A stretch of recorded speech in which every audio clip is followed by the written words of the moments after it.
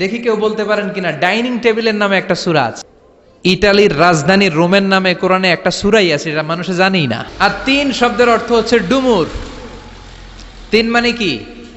ছোটরা চিনবে না, মুরব্বীরা চিনবে। ডুমুর গাছ চিনেন না? ডুমুর গাছরে নবিয়াবাদে অন্য কোনো নামে ডাকেন নাকি? ডুমুরি বলেন, ডুম্বুরি, হ্যাঁ ডুমুরি। আচ্ছা, তো এই ডুম্বুরি বা ডুমুরি বা ডুমুর ফল কি আপনারা খান? খান। বাংলাদেশে কম খায়, আরব বিশ্বে খুব খায়। আরব বিশ্বের ডুমুর ফল, তিন ফল অসাধারণ সুস্বাদু। যারা কর্মের তাগিদে সৌদি আরব, দুবাই, কাতার গিয়েছেন তারা খেয়েছেন, অথবা হজ বা উমরা করতে যারা সৌদি আরবে গিয়েছেন তারা তিন ফল খেয়েছেন। অসাধারণ সুমিষ্ট ডেলিশিয়াস ফ্রুট, চমৎকার স্বাদের একটা ফল। এই ফলের নামে আল্লাহ কোরআনে একটা সূরা দিলেন, সুবহানাল্লাহ। কোরআনে মোট সূরা হচ্ছে 114টা। এই সূরার নামকরণগুলো খেয়াল করলে অবাক হতে হয়। এত চমৎকার চমৎকার কিছু নামে আল্লাহ সূরা দিয়েছেন। মানুষের নামে সূরা দিয়েছেন, সূরাতুল ইনসান আছে না? আবার কোরআনের সর্বশেষ সূরার নাম কি? নাস। নাস মানে কি? মানুষ। মানুষের নামে সূরা দিলেন। প্রাণীর নামে দিলেন সূরাতুল আনআম। হাতির নামে সূরা দিলেন সূরাতুল ফিল। মাকড়সার নামে সূরা সূরাতুল আনকাবুত। পিঁপড়ার নামে সূরা সূরাতু আন-নামাল। মৌমাছির নামে সূরা সূরাতু আন-নাহাল। গাভীর নামে সূরা, গাভী পালেন তো আপনারা? কি নাম? সূরাতু আল-বাকারা। মানুষের নামে সূরা, প্রাণীর নামে সূরা, আবার জিনের নামেও সূরা। কি নাম?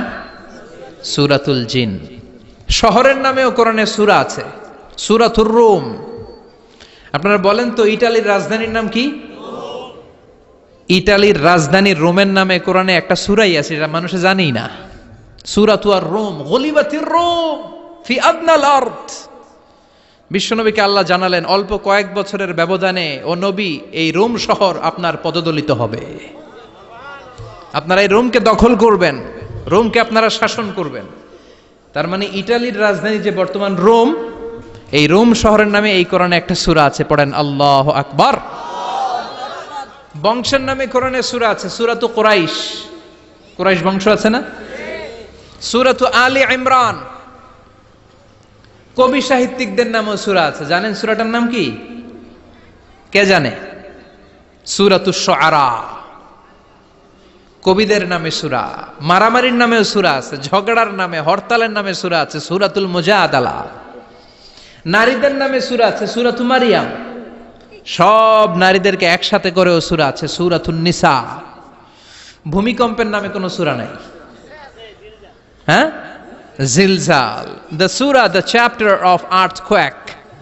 ভূমিকম্পের নামে সূরা। 114টা সূরার 114টা নাম। এক একটা নাম নিয়ে বিশ্লেষণ করলে রাত শেষ হয়ে যাবে। চিল্লায় বলেন সুবহানাল্লাহ।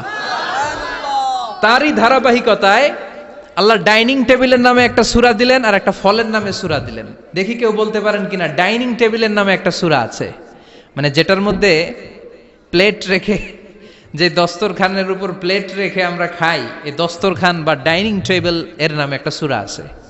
কেউ কি জানেন? কি নাম? সূরাতু আল মায়েদা। আছে না নাই?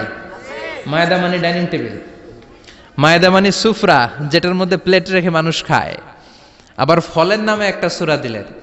ওই সূরাটার নাম সবাই বলেন, সবাই বলেন, সূরাতুত তিন।